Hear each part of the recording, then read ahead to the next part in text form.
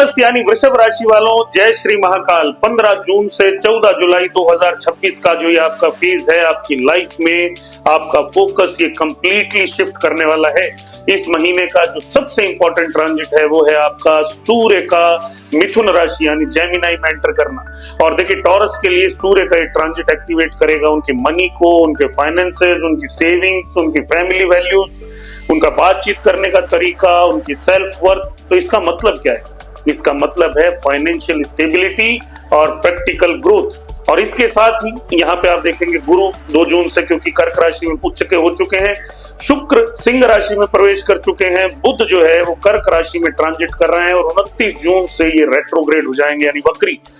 मंगल 21 जून को टॉरस में एंटर करेंगे। और अगर मैं आपको ईमानदारी से बताऊं तो ये महीना आपसे एक ही चीज मांगेगा, पेशेंस के साथ स्मार्ट एक्शन, इंपल्सिव नहीं होना है। इस महीने कहीं ना कहीं आप देखेंगे कि आपके सेल्फ, आपकी पर्सनैलिटी में जब मंगल वृषभ राशि यानी टॉरस में एंटर करेगा, उसके बाद आपका कॉन्फिडेंस बढ़ता हुआ नजर आएगा, एक्शन टेकिंग एबिलिटीज स्ट्रांग होती हुई दिखेंगी, लीडरशिप एनर्जी एक्टिवेट होती हुई दिखेगी और आपको लगेगा अब मुझे लाइफ में कुछ बड़ा अचीव करना है। और यही मंगल का डाउन साइड है, हमेशा याद रखिए। क्यों? क्योंकि मंगल आपके अंदर स्टबर्ननेस क्रिएट करेगा, गुस्सा क्रिएट करेगा, फ्रस्ट्रेशन क्रिएट करेगा, इंपेशेंस क्रिएट करेगा। और सूर्य मिथुन राशि में थिंकिंग को प्रैक्टिकल बनाएंगे तो आप ज्यादा फाइनेंशियली कॉन्शियस फील करेंगे। मनी और फाइनेंसेस के मामले में सोचें तो फाइनेंशियली आपको बहुत प्लानिंग के साथ चलना पड़ेगा, इनकम और सेविंग्स को आपको अच्छे से रखना पड़ेगा, बजटिंग करना, investment, financial planning, future investments, इन सब पे आपको फोकस बनाना पड़ेगा। कम्युनिकेशन और नेटवर्किंग के थ्रू आपको इस महीने गेन मिलते हुए दिखेंगे। तो अगर आप ऑनलाइन वर्क करते हैं, डिजिटल प्लेटफॉर्म्स पे ऑडियंस ब्रांडिंग, सेल्स या कम्युनिकेशन से जुड़े हुए काम, तो यहाँ पे आपको बेनिफिट मिलेंगे। हालांकि 29 जून के बाद जब मर्क्यूरी रेट्रोग्रेड होंगे तो आपके पेमेंट भी डिले होंगे, कंफ्यूजन भी होंगे और फाइनेंशियल चीजों में मिसकम्युनिकेशन होंगे। तो अपने फाइनेंशियल डॉक्यूमेंट्स केयरफुली हैंडल करिए। जून जुलाई का फेज प्रोग्रेसिव तो रहेगा, मीटिंग्स भी बढ़ेंगी, कम्युनिकेशंस भी बढ़ेंगी, इंटरव्यूज जो लोग जॉब की तैयारी कर रहे हैं उनको आएंगे। तो ये स्ट्रॉन्ग कॉम्बिनेशन है finance, business, teaching, marketing, consulting. और अगर आप एस्ट्रोलॉजी की फील्ड में हैं तो आपकी विजिबिलिटी आपको बढ़ती हुई दिखेगी। हालांकि मंगल आपसे हार्ड वर्क जरूर करवाएगा। ऑफिस में बिजनेस हो, जॉब हो, प्लीज मिसअंडरस्टैंडिंग्स मत करिएगा, डिलेड रिस्पॉन्सेज मत करिएगा और कम्युनिकेशन गैप मत बनाइएगा, वरना दिक्कत रहेगी। बिजनेस ऑनर्स के लिए ग्रोथ ओरिएंटेड महीना है, हालांकि अगर वो अपना कम्युनिकेशन ठीक नहीं रखेंगे तो दिक्कत है। Luxury products, beauty, branding, digital products में अगर आपके बिजनेस है तो आपको अच्छी ग्रोथ मिलेगी। तो अपनी ब्रांड प्रेजेंटेशन और ऑडियंस को इंप्रूव करिए, लेकिन इंपल्सिव एक्सपेंशन या पैसा इन्वेस्ट मत करिएगा। लव लाइफ इमोशनली कहीं ना कहीं उतार चढ़ाव में रहेगी, रोमांस और अट्रैक्शन स्ट्रांग होंगे, सडन अट्रैक्शन किसी के साथ बन सकता है, इमोशनल बॉन्डिंग आ सकती है, रोमांटिक आप फील कर सकते हैं, लेकिन पॉजेसिवनेस और ईगो इश्यूज भी क्रिएट होंगे जिसकी वजह से दिक्कत आएगी। और 29 जून के बाद कोई ना कोई पास्ट रिलेशनशिप या कन्वर्जेशन फिर से उठ के आ जाएगा।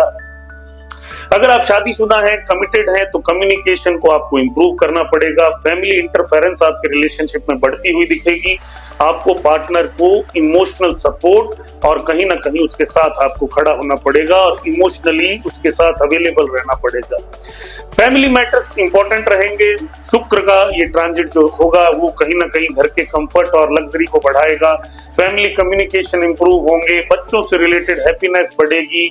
मर्क्यूरी अगर रेट्रोग्रेड होगा 29 जून से तो वहां पे फैमिली में आपस में, परिवार में मिसअंडरस्टैंडिंग बढ़ती हुई दिखेगी।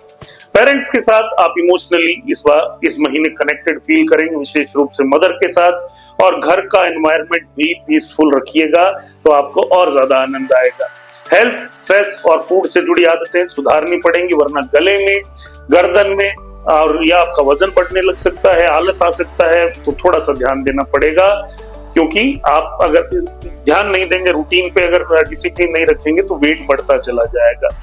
एक्सपेंस आपके बढ़ेंगे, चाहे वो घर पे लग्जरी चीजों से जुड़े हों या घूमने फिरने से जुड़े हों, तो अवॉइड करिएगा इमोशनल शॉपिंग, रिस्की इन्वेस्टमेंट और ऐसे इन्वेस्टमेंट प्लान्स जहां पे फाइनेंसेस इन्वॉल्व हों। प्रॉपर्टी लेने के योग तो एक्टिवेट रहेंगे, घर का इंप्रूवमेंट करने के योग भी एक्टिवेट रहेंगे, लेकिन थोड़ा वेट करना चाहते हैं तो कर सकते हैं।